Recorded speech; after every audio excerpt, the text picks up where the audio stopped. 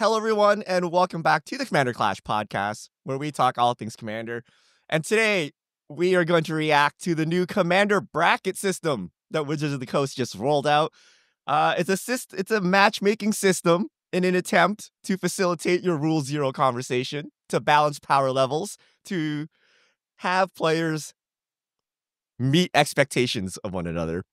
So the new bracket system, this was just released last week, and it's in beta. So we're going to react to it. We're going to have a discussion about what we think about it and any feedback we have. So joined with me today is Seth, probably better known as Saffron Olive. How you doing? I'm doing good. I'm super excited for this one. This should be a really interesting topic. Tomer, Budget Commander. What's up? I'm doing well. I feel like I'm the only advocate for the bracket system. So, Spoiler alert. Gavin, Spoiler I will alert. try my best, I guess. We got Phil. Fill it in. What's up, Phil? Hey all, I feel almost indifferent to this, more confused than what, I don't know. Let's talk about it, I guess. All right, before we get into the bracket system, today's show is brought to you by Ultimate Guard, premium protection for your trading cards. So you can use gaming accessories like deck boxes, sleeves, and playmats that we use on Commander Clash. Check out ultimateguard.com, and also Card Conduit, the easiest way to sell your Magic cards. You can skip all the typing, time, and work associated with buy listing. Their curated service lets you send in as many cards as you want with buy list value of $1 or more, and you pay just a 5% service fee. You can use their sorted service where you list and sort your cards and pay just 2%. You get a detailed report and fast payment once your order is processed. Get 10% off by heading over to cardconduit.com/mtggoldfish. So thank you to our sponsors. It's time for the Ultimate Guard comment of the week. Last week, we did the Mono White card draw guide. Top comment, plastic strategy. Richard and Krim look like they went through an anime time jump. I have come back so much stronger, guys. We're ready. I saw there was some We're facial ready. hair going on the too. goatee's gone. The next level It evolution. got itchy. I don't know how you Magic do it. And then now it's like the reverse curse. After you shave, now it's like, oh, it's even itchier now. Jeez. That's why I just never shave. It solves the whole problem. Same. I You just gotta let it get itchy, and then you'll get past it, and then you're coasting. All right, so before we react to the bracket system, we need to understand what the bracket system is. So before all of this, we just had like power levels, which no one really defined. Like the community just kind of made it up. Wizards never officially stated anything about power levels, but we had power level 7, which was what everyone had, and then power level 8, and then CDH, etc.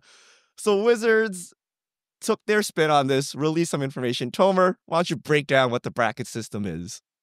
Okay, so I did a full video breaking down the announcement of what brackets are, so I'm not going to go in depth because that took me like 15 minutes. But like in short, this is, as Richard mentioned, a new matchmaking system. It's aimed at people who don't have a regular play group. Like we have a regular play group, so we basically just ignore this for the most part. But if you're in like pickup groups, if you're at the game store, if you're at MagicCons and stuff, this is a tool to help facilitate people getting on the same page of what type of Commander game they're looking to play. So it's between 1 and 5, with 1 being like the most casual in terms of, I'll go from each bracket. So bracket 1 is just like ultra casual Commander decks where even the game, the playing of the deck, the goal of the deck isn't even to win. It's more to showcase cool things. So it's like, I'm playing horses. I'm playing, I don't know, Fast and Furious deck, but I want every single character to be represented, and I want story beats to be shown on whatever. Number 2 is basically precon level. So stuff that is basically the modern precons, not like the 2011 precons. Those are probably at 1 because they're not very good. And then number 3 is just loosely defined as upgraded. Then we got optimized at 4 and CDH at 5. And each bracket has like their own characteristics that people are aiming for, like what the vibe is on each one. So 1, like I said, you're not even like trying to win necessarily, you're just trying to show some cool things. Number 2 is your precon level. So you're like basically introductory level to Commander. These are like the precon level decks.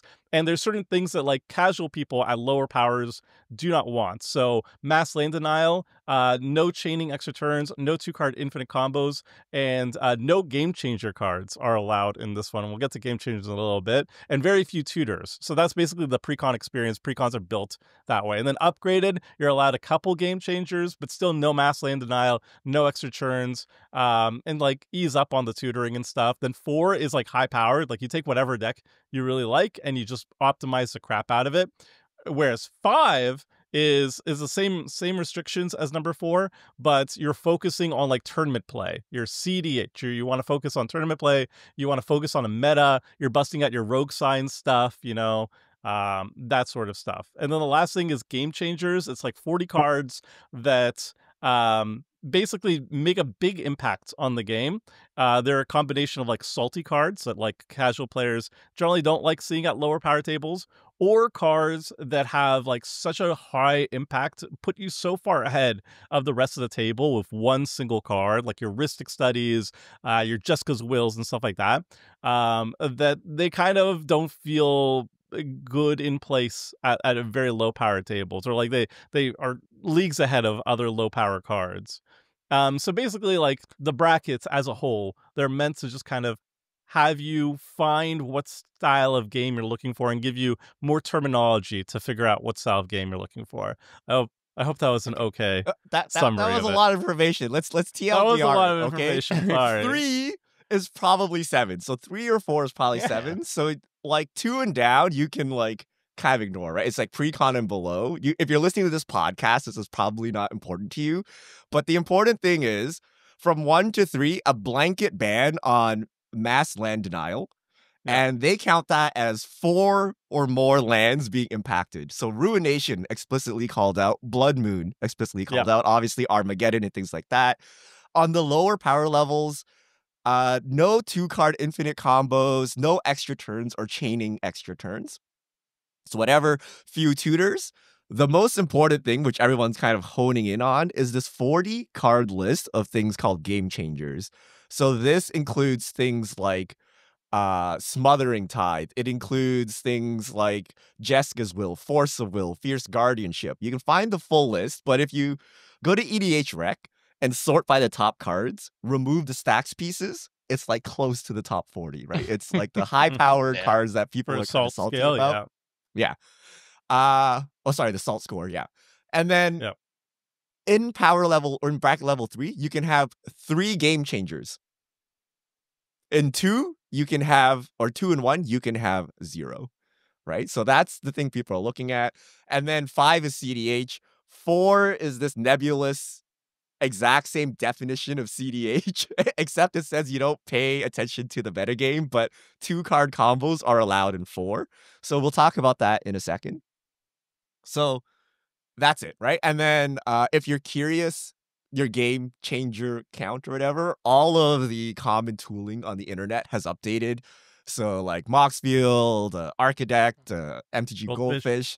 You check your deck list, you'll see like how many game changers you're running. And then we have stats on Clash that we're going to go into in a second. But first, overall impression. Let's go around the room and see what we think about this bracket system and what our impressions of it are. Phil. Okay, so I don't think it's their fault that I think it's an impossible task what they are trying to do there. And they did try, and it's better than the thing that they proposed before with 4 brackets and a bigger list that would never happen. But then, first of all, that's cool, I guess. And it might be relevant at like Magic cons. I cannot imagine anybody telling their playgroup, I'm going to remove cards from my deck because I know I played this deck against you guys before, but now, I'm sorry, that's another bracket. Then I check my decks, and my strongest, at least most consistent deck is Jadar, and it's bracket 2. That's almost insulting. Mine was Khalga's bracket 2. Come on now. Now I feel insulted over here. So I feel like Magic or Commander as the singleton part of it makes it so complex that you can't rated by any metric that you can like put into a system. Like I think all the synergies, like a Zada deck, can be incredibly strong without any staples, without any rares. Honestly, like it's so hard to gauge the power level of a deck if you don't look at it as one thing and like analyze the entire deck. They tried, but I would be shocked if this is not easily ignorable for the foreseeable future. Well, I'd say. you're supposed to ignore it if you have a regular play group. It's Yeah, I not guess. for you. Yeah. This bracket Sad. is not for you. No, this bracket's not for you. No, no. I mean, they did kind of say that in the article. So, I mean, this is interesting. So, this is about one of those announcements where the more I think through the intricacies of it and see the responses of the community to it, the more I become unimpressed with it. So I like what it's trying to do. I think the goal of making it easier for people to matchmake in a Magic Con setting, at a LGS with randoms or a Command Fest, I think that's a worthy goal.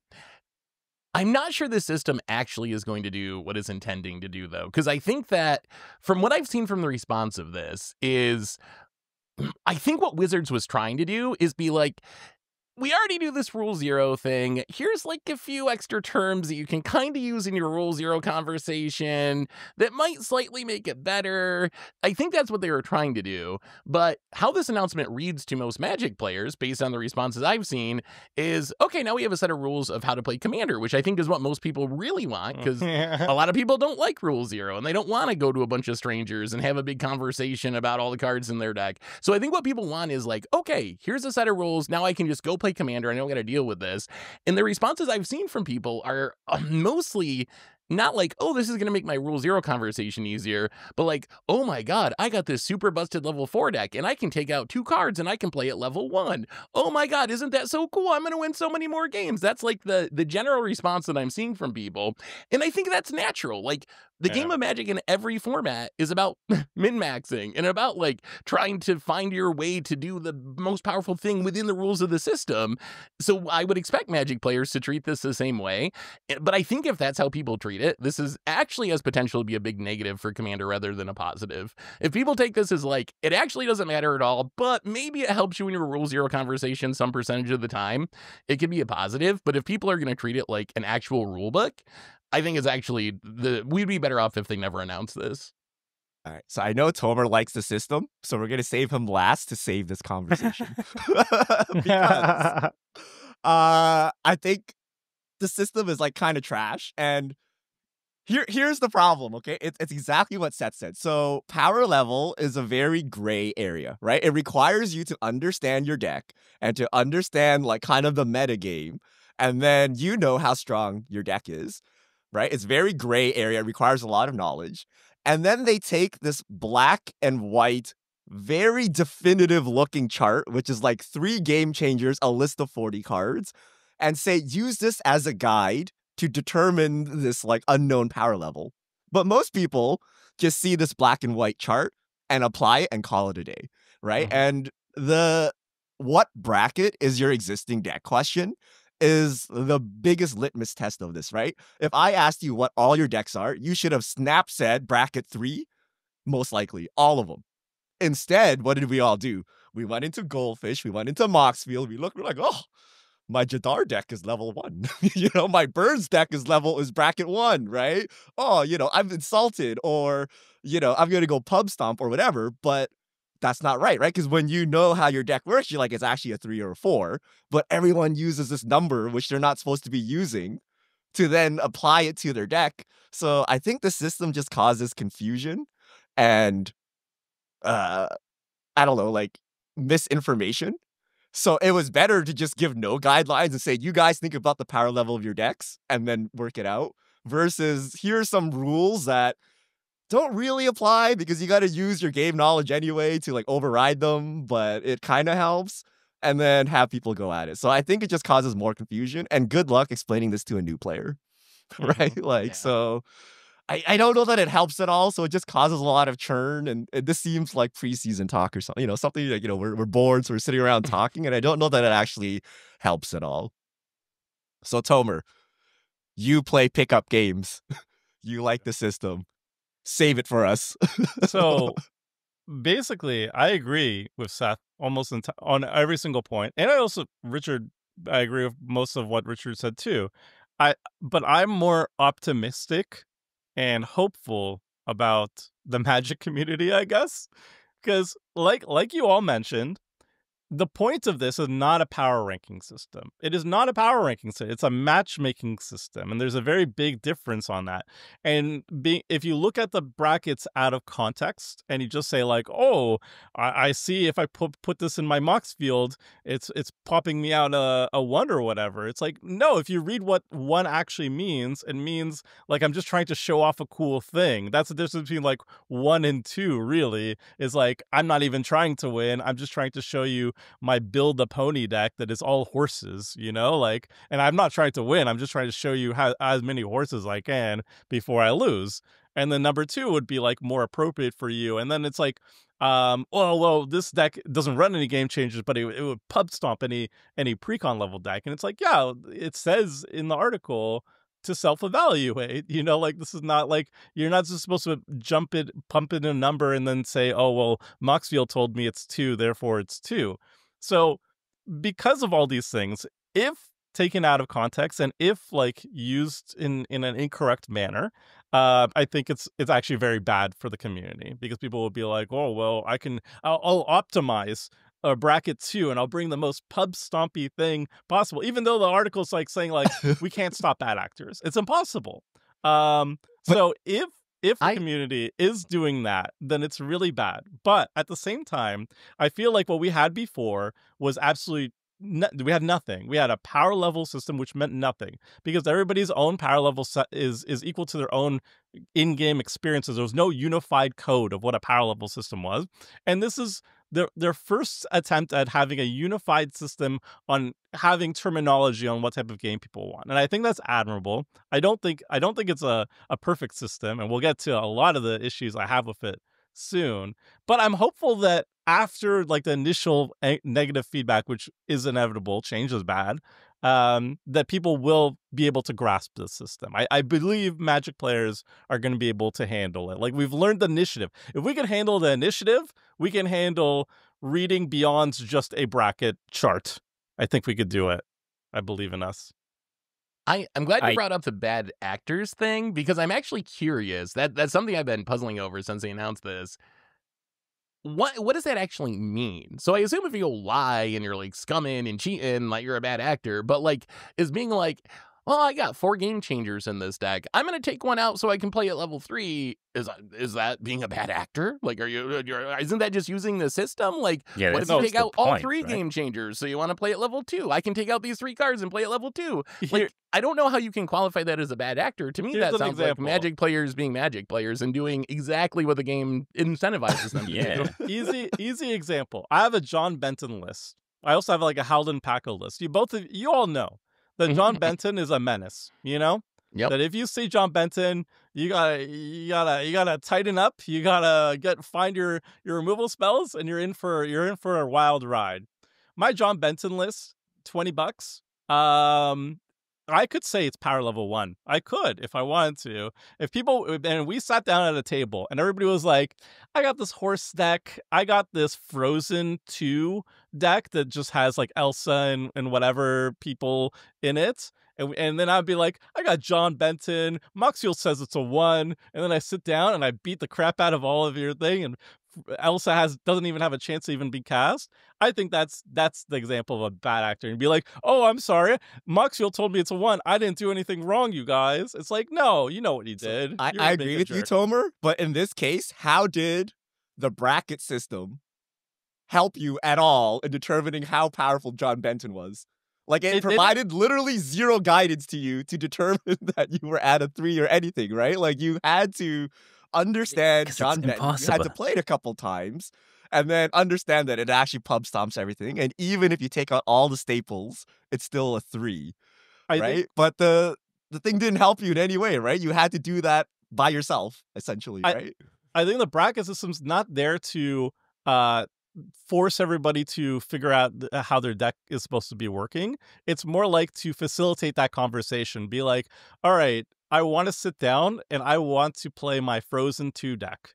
And how do I communicate that to the table? How do I get everybody on board with what I'm trying to do? I think new players especially have difficulty figuring out the right, even veteran players have difficulty figuring out that terminology of like what style of game they're looking for. And now you can say like, I'm looking for a bracket 1 style game. And I think that should resonate with people. It's not like, oh, if I do all these little things and Moxfield tells me it's a 1, therefore it's a 1. It's like, how do I communicate to the table what type of game experience I'm trying to do? And I think brackets are trying to do that. I don't know if they'll be successful. But I think that's the point of it. It's not like, oh, you put your deck in a thing and it will chop out the correct number for you, infallible, and then you just play like that. It's like this is like how to get that communication. The problem is all the That's deck people. websites do it, and we are contributing to the problem, right? Like everyone wants to see it, Mhm. and it gives you like Yeah. this nice number that you look at, and then you're like, yeah, right? But you But, know, okay. like if you play your deck, you know what power level it is. If you're looking for power level, It's it's a like 7, of course. Like, yes, Yeah, power everyone's level's a super 7. easy, Tomer. People are really good No. at knowing the power levels. I of know their which deck. deck- They're just I know Okay. what- sevens. which one of my decks are let's take- stronger and weaker, right? Let's take the system Yeah. as given. Let's get some constructive feedback going. Okay, so let's like, pretend this is here to stay. Yeah. Phil, what is bracket level 4? Like, can you explain to me what bracket level 4 actually Yeah, is? Is so I it think 8? the biggest problem. it bad CDH? It is 8. What is it? Yeah, I think bracket level 4 is what I always say my decks are, just so I'm not necessarily pop stomping people, because I rather get into a big fight than just fighting helpless people at the MagicCon. The problem is, I think, we can just exclude 1 and EDH, CDH, and in this, that's like precon to optimized decks, which should encompass all decks, because if you play your hats deck, you go to a table and say, I'm playing hats, and somebody says, I'm playing ladies looking right. Well, whatever. It's pretty easy to say I'm a flavor deck. They should just call it flavor, because putting it into the 1, 2, 3 thing, then you can downgrade a 2 deck to a 1, which shouldn't be possible. I think CDH and flavor should be distinguished and just described by, hey, I'm going to win at all cost, and the other one is just, I'm going to do the flavor thing. Because what Seth said is like, yeah, you're supposed to, I guess, put a game changer out of your deck to downgrade to a 3, right? That's literally what the game changers are for. What are they? Why would they say 3 then? You know what I said, don't yeah, like why do you about have that this? We specific keep number? talking Yeah, if you about go down winning. to 3 with an input. Can I 1 to explain? 4 should not be about winning, right? The only one about winning is 5, which is CDH, Nah, right? 4 CDH, you're seems supposed to like build that. your decks I with the guess. intent of winning. 1 to 4 is not supposed to be like that, right? Otherwise, you're just going to end up at Thoracle combo, essentially, right? Like, if you're like, I'm going to win, like, that's where you end up, right? So I don't like how we keep using the word winning. And I think people do see that, right? Like, how do I beat bracket 3? You know, like, I guess that's the bad actor argument. Yeah. But let me summarize 4, okay? MLD is allowed. Chaining extra turns are allowed. Yes. Late 2-game infinite combos, early Yeah. 2-game infinite combos, unlimited game changers. How's it different from CDH? So It's just philosophically, I think. Like, if you listen to Wizards, their argument would be CDH is metagame focused, where you're like more focused on tournaments. How can I build my deck to fight against a specific meta, the other decks I'm expecting to play against in the tournament? When 4, you're just building the most powerful version of a commander that you like. And that's where you end up. Like, if you just want to use all the cards you have and build the strongest version of some commander that you like, you play it in level 4, because you wouldn't have the restrictions of like level 3, where you only have 3 game changers or whatever. But I that's don't not know 8, if right? that's a very clean distinction. That's an 8. Yeah. But I think think that's that's an 8. what they're going for. because you're trying to put these in power levels, and when again they're not. It's not a power level system. It's But not. let's say I Well, want it to is, play the though. highest power Wait. capital, but I don't want to get Thoracled or Armageddon. Where does Yes. it go? Right? Well, Like, Armageddon there's is no equal. spot for it here, right? You want to do what? So I want to play, like, let's say, like, Dragon, fully powered. Yeah.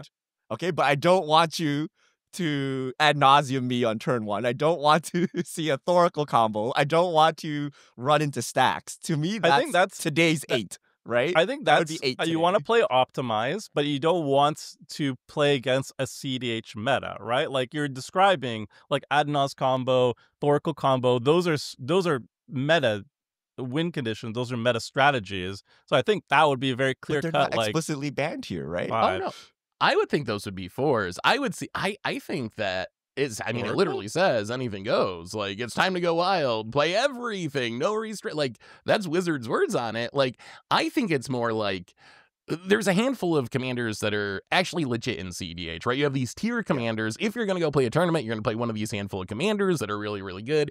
What if you want to build the 100th best commander, something from the new set that you just really like, but you want to build the strongest possible version of it? You don't want to have to think, oh, I'm going to have to play against Kinnan, or I don't know the top CDH decks at the moment, but you don't want to think, oh, I got to tech my deck to beat this like certain meta of these handful of commanders. You just want to build a really busted version of, I don't know, whatever popular commander just came out in Aether Drift. That's how I see level 4. Is like I It's think like that's Yuriko the with Thoracle distinction. in it or something, right? Like Right. it's not a typical CDH deck, but Mhm. it's like super powerful, right? Someone said think bad it's- CDH. It's like the bad CDHQ, and I Yeah. think that might be like It's the like my best way to Niv-Mizzet think of deck. it. My Niv-Mizzet deck would actually go bracket 4. Yeah, something like that, or my Halco and That's Polden different. deck. That's That's like tier 3 CDH, which I think is actually different from power No, level 8. No, but I don't know. Niv-Mizzet's unplayable in CDH. But that's what I mean. It's like very bad was CDH. delusional. I think the bracket 4 is like the play groups that play for 10 to 5 to 10 years and optimize their decks with the Yeah. power. They got cheap duels back in the day. Like one of my play groups plays disgusting stuff, but they also play flavorful stuff in their deck, but they ramp it out with like, okay, maybe not Crypt anymore, but like they played all the fast mana, humility, all the stacks, all the whatever. But it's not necessarily CDH. It's still like, I don't know, just any commander they had for 5 years, like Prosper, but they upgraded the deck for years. And then it ends up at, I guess, no holds barred power level 8.5 is Yeah, cool. it could win Whatever. super fast, but like if you bring it to a CDH table, it's gonna literally do Yeah, nothing. it's not. What They mentioned about the metagame, CDH art? So one of the pushbacks against CDH being its own format is that they don't want to be segmented from the general EDH community, right? They don't want to be split apart. Have we just split everyone into like 5 groups here? Is that the problem? Like, why don't you just put 3 game changers in your hat I stack think and it's then 3 play with groups. power level 2 or bracket 2? I think it's right? 3 groups. I think it's EDH exhibition, they call it. And then 2 to 4 is like the range of. But you just arbitrarily Decks. turn the 5 Whatever it into is. 3, right? But like, Yes. Why? Well, look. why me are the arbitrarily exhibition decks in splitting their it. own little thing? Like, why don't we just have everyone in the same pool? You know? Why Like, don't we just use 10 levels of power and then everybody just psychologically thinks I'm a 7 and then we're I mean, up that's because to we true, know it right? doesn't work. Yeah. Because it doesn't But that, work. that These one lists was have not to it then. designed. to make it That a one little was not bit better. designed. This one is That's all they're designed. trying to What do. did they even mean by design? Does this mean because we are like enfranchised Magic players and we care about this and read into this and say, oh, what is my deck? So if somebody starts playing now, do they get a pan flip in their precon with this to They will go on guide the your internet. rule They will zero? see this We'll one see. slide and they will apply it. And you'll be lucky if they even read all the words on this slide. Yep. Right? Like that's kind of they're not going to read this extensive article and like understand the history of the format and then like compile their deck, right? Like I they'll don't just think they need to. I feel like just over time, I assume that's the hope with Wizards of the Coast. That like us talking about it, people talking about it, game stores and stuff. Eventually, you just learn what this stuff means. You don't actually have to read the article because I feel like most of us didn't read the article. Most people, definitely everybody on Twitter and Blue Sky did not read the article because I've but been that's hearing how a lot you of bad expect takes. the world to work, right? Like I you know, kind of I have know. to design with this in mind.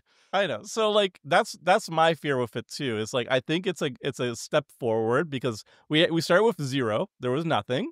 It was just like, what do you want to bring? It's like, I don't know. It's like, bring what you want. It's like, okay. And that's where we were at number 1. And that works, honestly. And it's obviously very good at regular play groups. Like you don't need anything. You don't need rules. You don't need a ban list if you're playing with regular play groups. You can just play whatever the heck you want. And if people say like that's too much, then that's too much, and that's it. But anyway, for this, I feel like it's a step forward. But it really depends on whether or not people can utilize it the way it was intended, or people are going to just try to utilize this as like segmented commander power brackets, which it's not, but we'll see.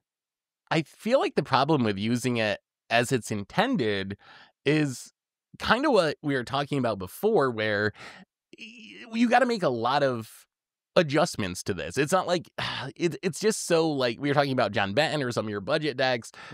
It feels like it's going to be very difficult. Like, what's the point of this if you still have to go through all your decks and be like, okay, here's what WotC says, but this deck actually is way better or way worse than they said, so I'm just going to disregard the whole thing. If we just do that, isn't that still just the same as Power Level 7, except with this, like, fancy graphic that they made to show on their stream? Like, are we not still doing this exactly the same way as we were before, where we're subjectively like, oh, my deck feels strong, even though it doesn't got good cards, so it's going to be a 4. Oh, like, you know, it's a flavor deck, so it's going to be weaker. What if I got a ladies looking left, but I need to play some tutors to have my deck maybe function? Oh, am I a 4 now, not a 1, because I got some game like, I feel like the more you think about this system, the more it falls apart. And you just got to think about it very loosely and just kind of be like, I'm not going to think about it. I'm a level 3 and hope that it works out. But once you get into the nitty gritty, then I think it's if you take the worst disingenuous take on it, then it falls apart. Like, because like, okay, let's say you're like the whole point of this is just to help people like figure out what type of game they're looking for. And if you are using it in a power level system, yeah, it falls apart. If you say I want to sit down and I want to play power level 1, I want to do ladies looking left, the idea is that okay, then I'll bring out my Frozen deck, you bring out, I don't know, your Lion King deck or whatever, and let's jam. And at that point, do you actually need the tutors? Do you actually need Jessica's Will if everybody's playing the same thematic stuff? No, right? I want to play more than one card a turn, Tober. I want to draw my no, decks but we're all play doing my it, hats. though. We're all doing it though. We're gonna go to turn 20. Don't worry. My Mufasa card is gonna cost 6 mana, and my ramp is really bad because it's all thematic. Like that's the intent. And then if it's like, okay, well, I want to play ladies looking left, but we're playing precon level decks, which is bracket 2.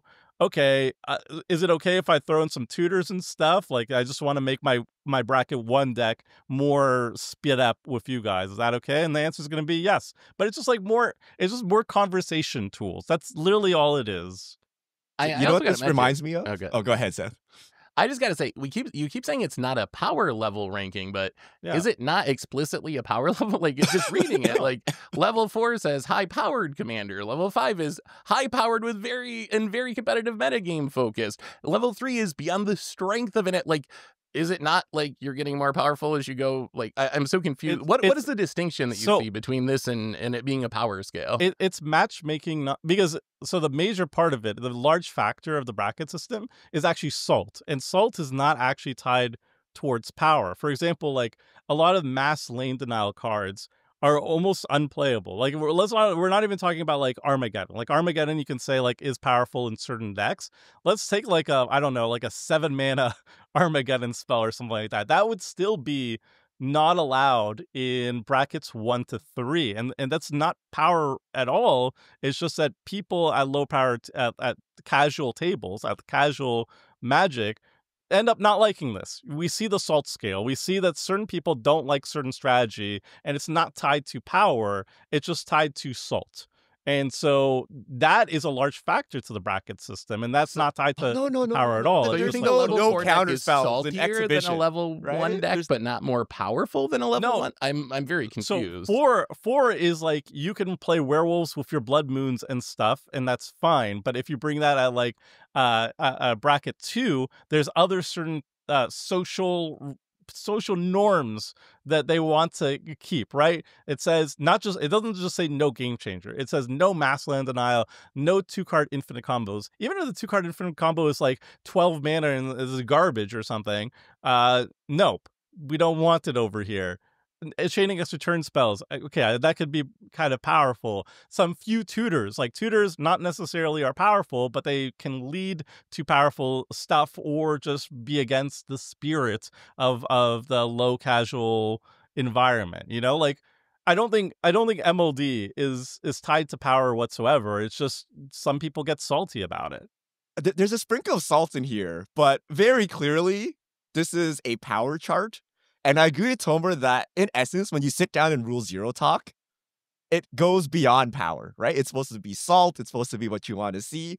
But very clearly, 5 beats 4, 4 beats 3, 3 beats 2, 2 beats 1. Like, very clearly, right? Like, when you use these metrics, very clearly, it gets more and more powerful as you go. And that's kind of problematic, right? The only thing this chart is telling you to think about is power, when in reality, you should be thinking about salt. You should be thinking about like how long your game wants to be, you know, how much interaction, how many board wipes and stuff like that, right? So I think that's what Seth was trying to say. I will say, this is like Googling medical conditions. Okay? You're like, theoretically, it's information. You're like, oh, my chest hurts and I have this weird rash. What is it? Cancer, and you're like, it all leads to cancer, right? Yeah. And you read all these things and they tell you all these different things. You spend all night not going to sleep because you're super worried.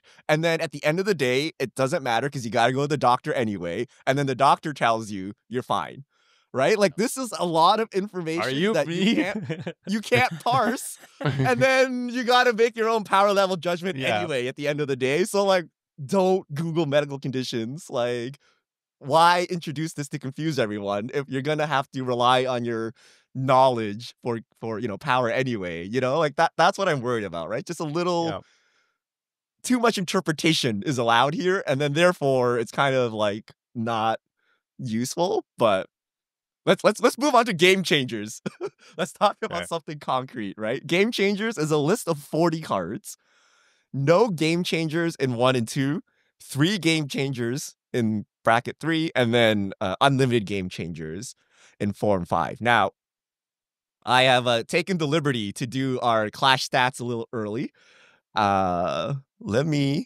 We have done stats on game changers just to get an idea of like how good this list is, how many we run, and how we would, you know, attempt to bracket based on this information.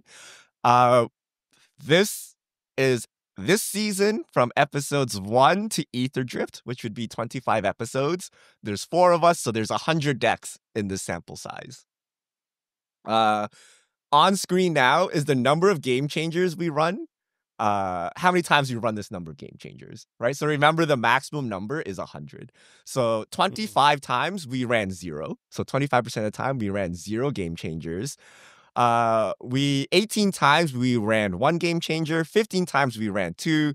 10 times we ran 3.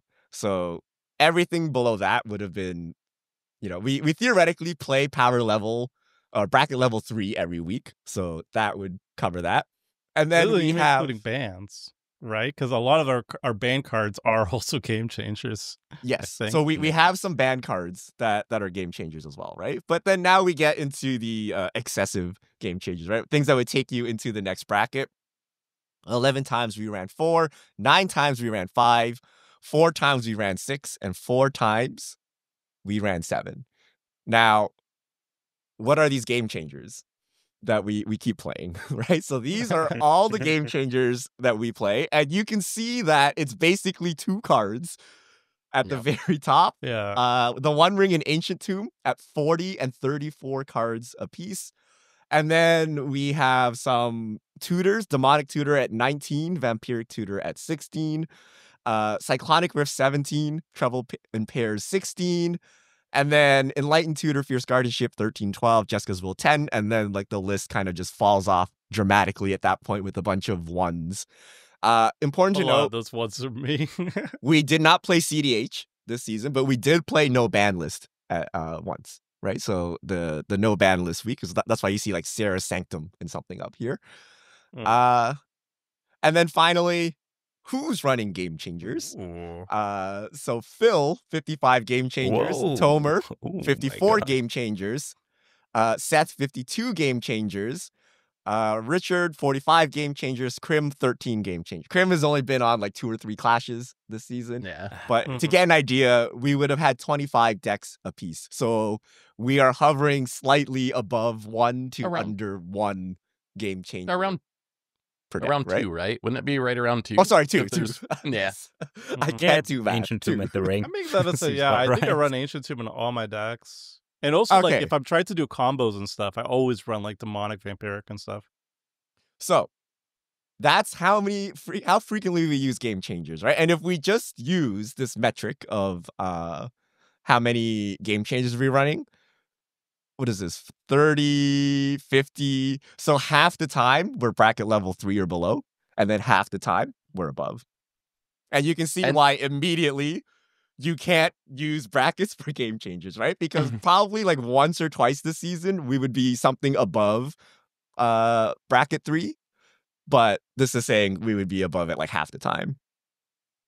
Yeah, What do we going make by of the this game data? changers? That is one of the issues with just using game changers. Also worth mentioning, we didn't build our decks based on this system. I imagine if we were trying to be bracket 3 or whatever, some of the decks that had 4 game changers, you'd probably drop one and be a level 3 deck or whatever. So that wasn't taken into consideration because we didn't know this change was coming.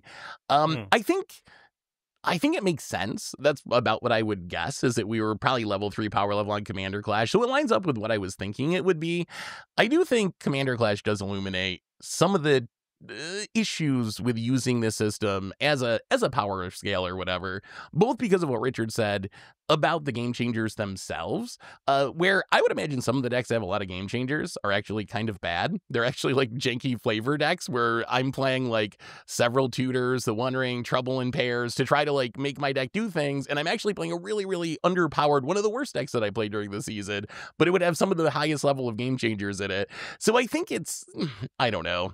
We'll see if it works, but I don't think game changers is actually the best way, especially use that strictly with like exactly 3 being the number.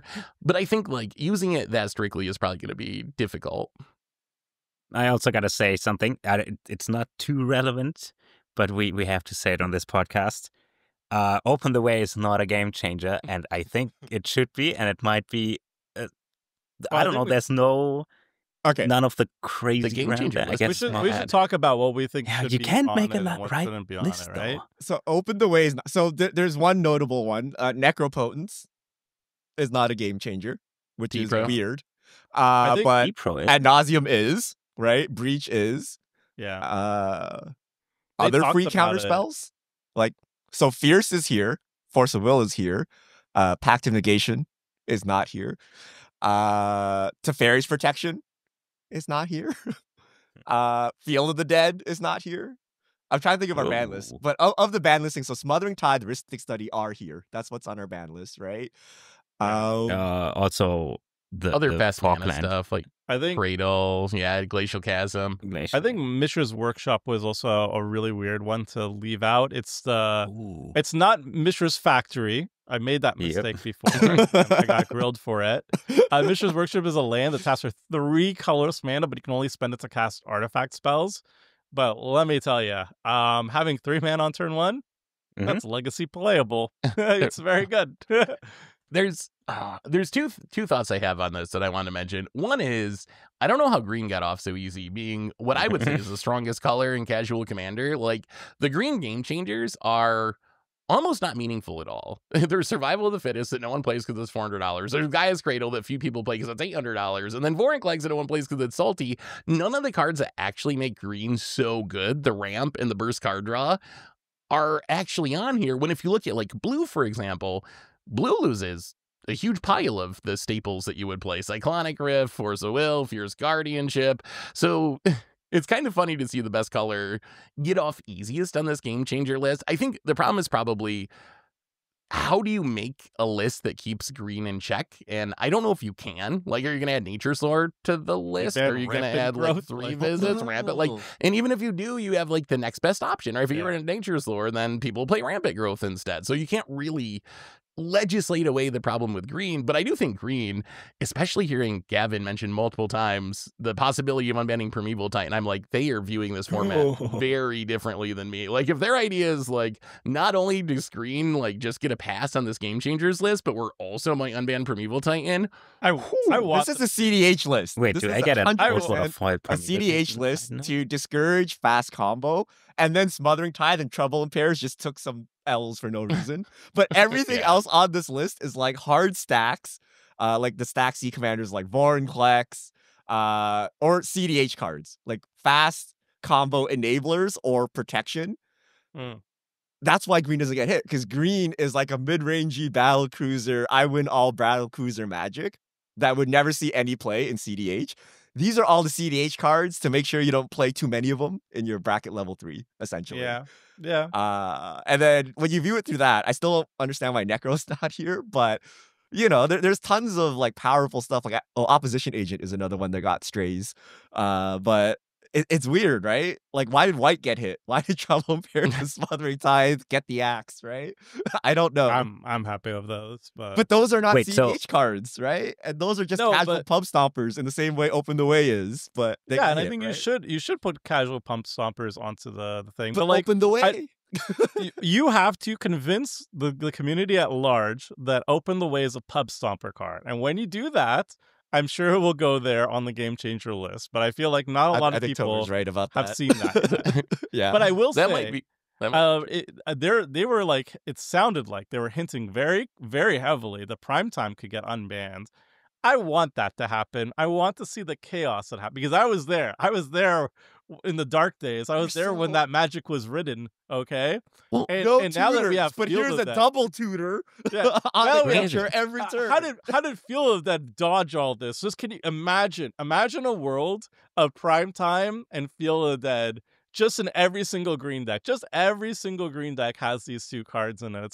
I want to see the chaos. I want to give me it. It's the same criticisms we had against the RC and their green battle cruiser magic, right? Like all fast combos gone, but you can ramp and play a creature that draws like 10,000 cards and it's fine. Yeah. Like it's kind of like that effect. But if they unban Primetime, they lose all legitimacy. I can see them doing a best effort here. I'm like, I get it. It's hard. It's a difficult problem. But if they unleash Primetime, I'm like, that's Illuminati. They're selling Primetime Secret Layers or something. Like, why would you ever do that? There's no way they would do that. You can't have Primetime and Field of Dead on at the same time. You can't have Primetime in anything. That's also kind of true. But I want to see it. I just want to see. I want to see the salt. I want people to I feel ordered some Primetimes when I heard of the first. I think I ordered one. But I just finance Phil more in the. Are you gonna play it? Don't take this. No, don't do it. Hell if yeah! it's unbanned, are you gonna play every Clash deck? There's no way. No, right? on Clash, nah. On Clash, you don't have the cool. Like, I'm just gonna tutor out Fields and Glacial Chasm. It's their mistake. If they unban it, I'm just gonna show Chasm them why is a game it should changer. be banned. Chasm is a game changer, but still Field game somehow changers is not. already. Oh no, it's still 3 though. I feel like it's even worse than that. Titan will be a game changer, right? Everything that gets unbanned will be a game changer, they said. So that's 2 game changers. Yeah, they made it sound like. And whatever, one more, still 3. I feel like it's even worse than that, though, because green only has 3 game changers. So I feel like if you unban Primetime, wouldn't literally every green deck in bracket 3 play that by default? Like, why wouldn't you? You have a free game changer slot, which is how people are viewing this as the number of slots that you can play with your busted cards. Like, that is how people are taking this, whether they should or not. So I feel like you will like have a huge incentive to play it in every single deck, and it's going to be so miserable. But hopefully, WotC thinks about that one more. I had a grim idea. Well, I've had this grim idea for a while, but I want to know if I'm just being crackpot theory or what your guys' take on it is. But what I think is, like, I do think the bracket system was made for a very good reason. I think they're trying to help pick up games and stuff that had very good intentions. However, I think one negative on this, in my opinion, negative, is I think this just basically means we're going to unban literally everything. And then we're going to use this new system as just like, well, they're game changers. Don't worry about it. Jewel Lotus. It's back. It's a game changer now. Don't worry. It's a game changer. It's fine. And then he's like, you could literally unban everything now, right? Why not? Mm-hmm. Because then you could just put them in the game changer list and let the community figure out which 3 they want to play at any given time if they're bracket 3. Right? Yeah, the more you think about all of this, the more it doesn't make sense. I hope it makes a problem with it. And like, I can run 4 game changers in my hat stack. It's still a bracket 1. It does not matter, right? And I can Yeah. run 0 Yeah. game changers in my betting deck and like pub stomp everyone. So it Yeah. doesn't help. But okay, let's talk about specific cards here, like tutors. Tutors they called out explicitly, and here are the tutors on their list: Demonic Tutor, Vampiric Tutor, Mystical Tutor, Enlightened Tutor. What happened to every other tutor? What happened these to are all the just the green most- tutors? Yeah. Worldly they- Tutor, Green yeah, Sun the Zenith, green ones, yeah. you know, Court Oh, of Worldly Calling. Tutor is not here. That's interesting. Which one? Yeah, that's because they love There's a green. little bit of a green bias, is there not? It's Yeah, a right? conspiracy. Enlightened Yeah. Tutor, it's no. But Worldly Tutor, no, there's no good creatures to tutor. That's why. What about the rest of the black tutors, right? Like it's very CDH heavy, and Yeah. I think all it's doing is trying to keep CDH out of bracket 3 and not have anything to do with balance, or anything like that. But because no one plays really green in CDH, so like it doesn't matter in any way really. Other free spells are not counted here, like flares, deflecting squat. I don't know, whatever the white one is called, flawless maneuver. Those are not included here. Well, I have a question. How many tutors do you think how many game changers should you think should be on the list? Is 40 enough? Or do we need to have like 100? Do we need to have like 1,000? At what point? Like That's why how, you don't how have a many list. should we be running? They can't, Should we have if we have a game changer list? It's an impossible task. That's why I said it. Yeah. This whole thing is impossible. You can make a 100-card list and then come up with 10 cards that are not on that list, but they should. Make a 200-card list, same problem. Also, new cards. What if something new gets printed and they say, this is a game changer, right? And maybe they do the loot tree thing and say, oh, before we print this card, let me tell you something. This is a game changer right here. So this is just, I mean, I'm sorry, they tried, but it is an impossible task. So I don't think we should expect them to do anything right. It makes deck because they building probably can't. extremely hard. Okay, so if you have a banned card like Primeval Titan, you just take it out of your collection and put it aside, right? You're like, okay, when we play EDH, we just never use this. However, your box of expensive staples, Psych Rift, Force of Will, Fierce Guardianship, whatever, when you build your deck, you gotta like leaf through and start counting like how many there are. Then you're like, well, wait, is Pact of Negation on the list? It's a free counter spell. Let me go take a look, right? You gotta go take a look. And it's like super convoluted, and you're kind of like marrying yourself to a deck builder to build the deck, which is weird. Like Yeah. why is it so complicated that you kind of need to do this? So I don't like this Canadian Highlander-esque thing, right? Where you have points, all the points are just one. It just makes it difficult. And the fact that this thing is in constant flux is going to be an issue. I feel that because game changers are not official, they're going to like really change them up. Like every set, they'll like unban things, put things in, put things out. And it reminds me of like Arena and their rebalancing, right? They're like, oh, it's not Ooh. paper cards, so we'll just arbitrarily do things every set for fun. And I think that just causes like Is weird that just confusion. like every I other know. Magic format though? Like Modern always changes, Standard always changes. You never know if your deck is going to be even if it's not even like banned. It's like, what if like a set came out and now my deck just doesn't function at tournaments well, that's anymore? different than like literally being not in the right bracket because you have 4 game changers now, right? And you need to You know, still have to go know in the and ban update it. list, right? Like you still have to know what. I don't know all the cards that are banned. I just hope that like MTG Goldfish or whatever deck builder tells me something is banned. I'm like, oh, okay. But that's I had to supposed to learn be it the hard static, way. right? It's supposed to be Yeah. old stuff they didn't account for. And if you're not buying like old Legends boxes or whatever, it's not going to matter. And every new card they print is supposed to be appropriately balanced so that you don't have to look and be like, well, is this banned or not, right? Yeah. So Yeah, that's the Trouble in problem. Pairs was in a recent pre-con. Like, what Yeah. would they do there? Yeah, some people pointed that out, that the tiers are a little bit weird because of that. Although I will say I'm not convinced they're gonna actually change the list all that often. Like, yes, when they unban No. something, I think it'll go on the list, but I'm not really expecting them to just update it for fun every couple of months, just like for the heck of it. So I think it might be more static than we're thinking. The one thing I did want to mention that we haven't called out is Stax got like a complete pass on this. Like, yes, you're not supposed to blow up people's lands or deny their lands, but as far as like humilities and Thalias and Archons where you can only cast one spell each turn, or like the Crim Stack stuff, and even harder than that, It's not Oppo even agent, mentioned. I guess. Like, it's not No, even mentioned, period. We hit the Oppo. And Magistrate, I think. Just Oppo are and the Magistrate. stack trees. Just Oppo and Magistrate. That's it. Stacks is fine, baby. Interesting.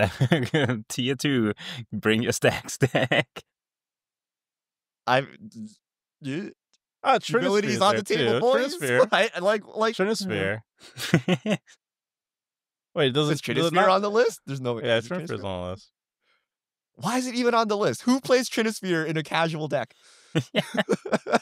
like, why is it Maybe even here? they Well, just in case. This is literally seems CDH. like a little CDH. Bad Yeah, list, maybe right? they wanted to soft split CADH. Maybe that is actually why they have these specific cards, because like Trinisphere is truly not a card you ever see ever.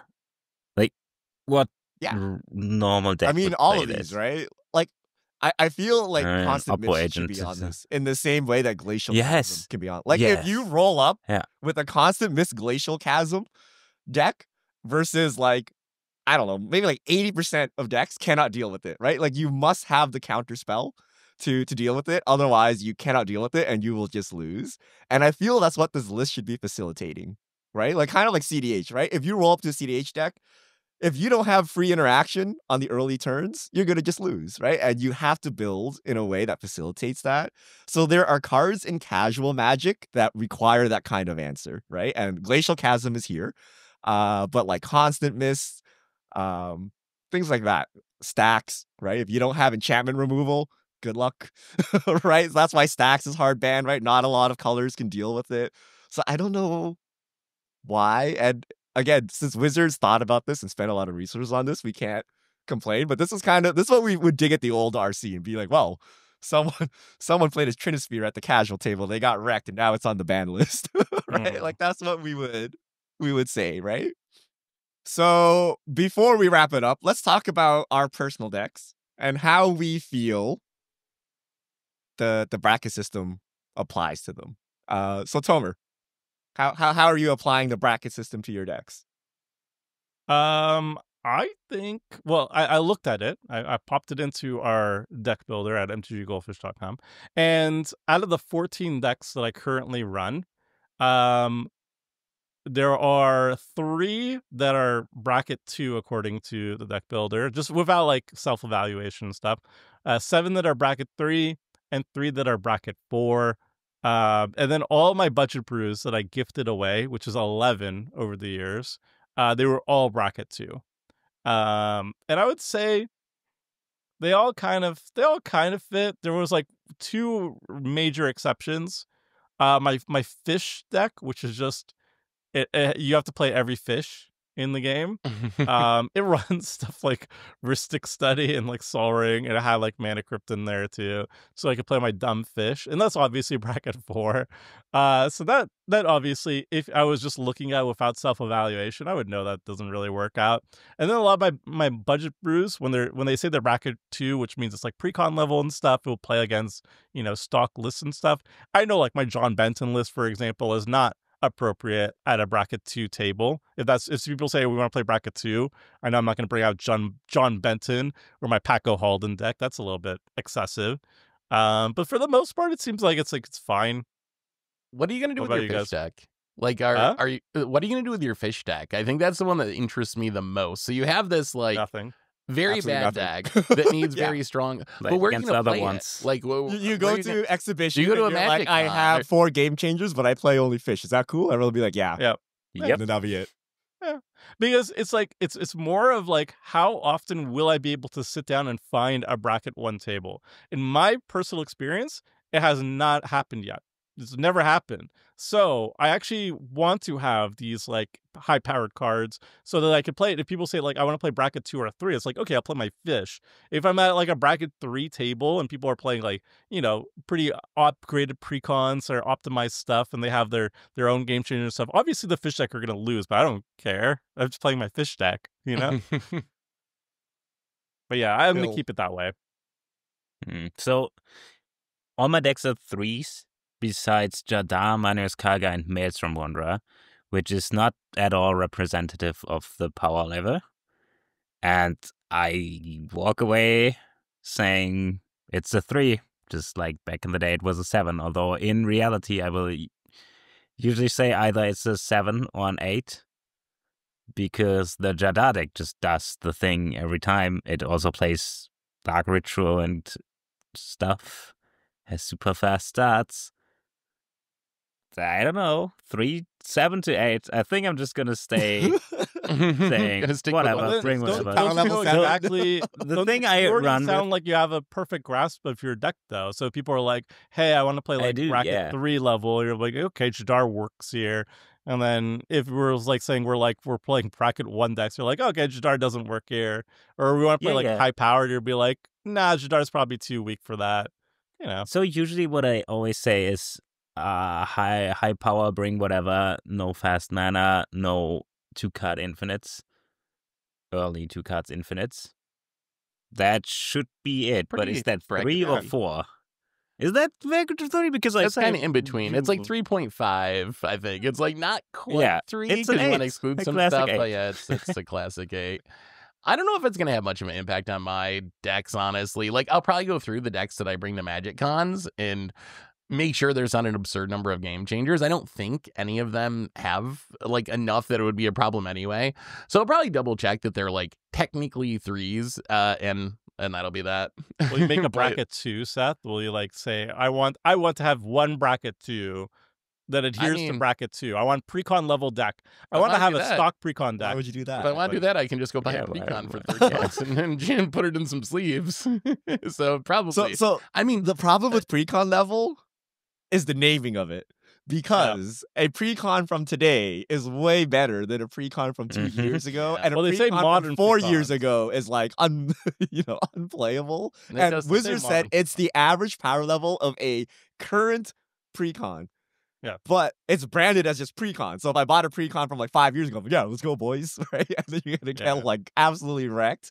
So they should have called it something else rather than, this name that doesn't technically fit. But I don't know. All my decks are 3 because they're built that way, right? Like that's how, and they may have more or less than the number of required game changers. If I were to go to a MagicCon, I would make sure I don't have more than 3 game changers, just so that some person doesn't get salty and be like, "Well, that's the 4th game changer." I Right. counted. But it's Yeah. like I don't know. I think it's all meaningless, right? Because I build my flavor decks to play at 3. Right? Because I will never find a 1 game.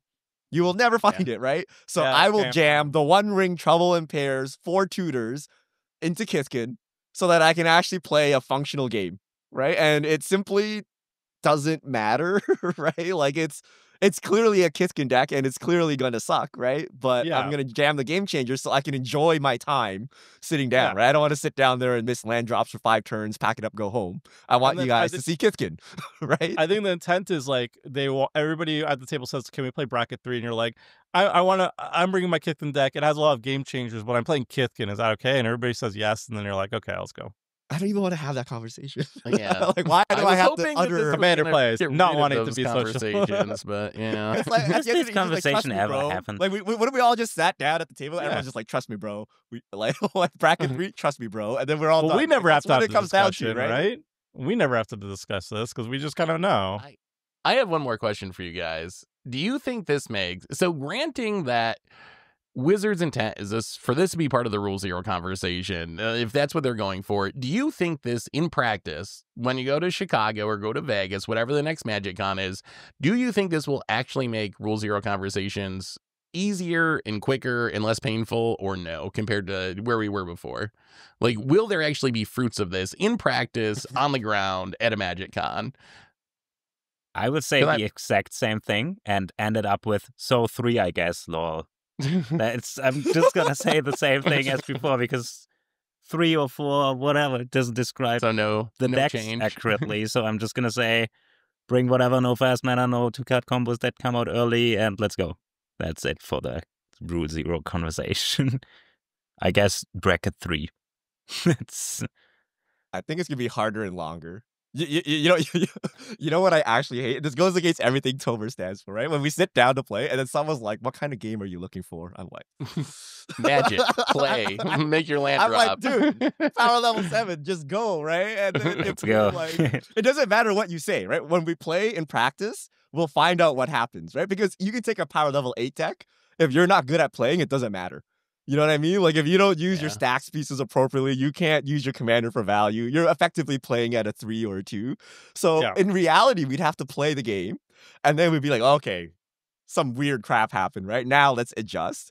So I hate these like, well, I have a 4-card combo, and on turn 6, I can do this. I'm like, I don't need your whole deck tech, man. Like, let's just go, right? Yeah. So I don't want to hear someone's list of like 5 game changers and whether they're appropriate for their hat stack, right? And I feel some people might do that. And I feel some people might take this as a license to min-max something they shouldn't be min-maxing, right? Like, it's clearly we only have 3 game changers, but it's like CDH deck minus 3 game changers, right? So yeah, I'm curious. Crim's going to MagicCon, Chicago, so we'll see how it plays out. I'm curious if anyone sits down at a bracket 1 or 2 table. Like, like, do these people, are you bringing 5 decks to MagicCon now to cover the 5 power levels? Or are you just 10. taking your 3? I'm bringing and then just determining, like, it fits everywhere, right? Yeah, no, I definitely agree with those concerns. Like, personally, I don't really have those conversations with people either. I think it's also because people kind of like, when we go to a MagicCon, it's not like people are, it's like we're actually playing with people who don't know who we are. So it's like, I bring Clash level decks. They know to bring Clash level decks. So it's like, we all sit down. Everybody's like, I want to play this. Is that cool? And I say, yep. And then that's it. I don't think we've ever had a conversation beyond that.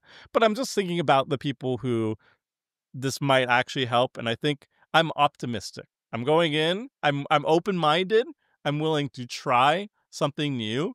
And hey, if it doesn't work out, if people are like, ugh, then that's it, But I'm glad they are making an attempt, I'm glad they're making an attempt, and I wish them the best. $1 billion business, Tomer. Attempts aren't good enough. It needs to be a clean solution. Just hope we don't get everybody happy out of this. We're Magic players. Obviously, we're never going to be happy. Like, that's true. All right. I think we've covered everything. Anything anyone want to add before we throw it to the YouTube comments to see what they think about this? I would just reinforce that if you use this and min-max it, it's going to make Commander worse. And I know that's the impulse, because that was my first impulse, and it's still kind of like, I think it is the natural Magic player thing to do, because that's how you play Magic. So that was my first impulse. How can I make my decks meet this criteria there? I can play at a level where I want to be able to play. And I think that's the wrong way to look at it. So if you treat it this way, it is going to be a bad thing. So try not to treat it that way, and try not to think about it too hard, because the more you think about it, the more your brain hurts. So just treat it casually. Don't think about all the edge cases. Don't min-max your decks. Just like, you'll play Commander. Like, just go play Commander. It'll be fine. Also, was your advice just ignore all of this then? That was a TLDR. Well, just next like Clash episode is most powerful level 2. We min-max level 2. We can't. I think if we did that, we would get so many clicks, but we can't do that. We get so many. I was also considering bracket 1 format. This level bracket 2 deck's CDH. gonna crush everybody, you guys. Introduce John Benton, this little known secret. John Benton coming in. But I bet you most what's people gonna be happen? interested in that. I feel like this is exactly what's happening. Like, that content's probably even if you do it, someone will. Like, this is where Commander is heading because of this. Like, this is the world the we most live in powerful now. bracket 2 deck you can build for $5. Bam. Sure, but I'm not going to contribute to the problem, is what I'm going to say. I'll let other people. I actually don't think anybody cares that much, because where do you find a level 2 table? Everybody would just be 3 is the new 7. That's it. It's bragging rights. When you beat your pod at like a bracket 4, you're like, actually, guys, my deck's a bracket 2. Troll the lol, you guys suck. Right? It's like kind of that mentality. Like, that's the way most people are using it. They're like, oh, my crazy CDH deck is only like bracket 2. Right? But they're not actually attempting to find a bracket 2 table to stomp, right? But they're just saying that's the power level, right? I want to say one serious thing about Commander as a whole. Commander has always been a casual format. And as much as we poo-poo Rule Zero and like, terminology and stuff, at the end of the day, all of us are using Rule Zero and nerfing ourselves and playing more casually. Otherwise, all of us would be going to every single table and we'd just be jamming Rogue Side. Because if you're not running like the top CEDH level, then you're playing a bad deck. And that's not what we're here for, Like, we're all bringing casual decks. We all have our own stipulations of what we don't and do and don't like. I know, like Phil, for example, I think you don't run like Psych Rift in your decks, right? You're like, I just don't like Psych Rift. I'm never gonna run it. We all do this. That's the whole point. It's a casual format, which makes it impossible. It makes it impossible for everybody to get on the same level. It literally does. And so I think maybe like these little steps, they probably won't help us. They're not meant for us. Maybe they help somebody else. And if it helps somebody else, I'm happy for it. And if it doesn't, then you can ignore it. I mean, I'm probably going to do that for my regular play groups. I'm not even going to touch this. I'm not going to modify my decks because it already works. But if it helps other people who are having problems, I'm happy. We'll end it at that. So leave us your feedback in the comments. I'm curious what our community thinks about it. Are you a bracket believer? Have you gone and bracketed your decks? Will you use this at pickup games? And will you, more importantly, change the way you deck build? I think that's the question we have, right? Are you going to bring different decks to events and LGSs? Are you going to pull cards out of your deck? Are you going to add cards because you have extra game changer slots? So let us know in the comments, and we'll see you all back here next week.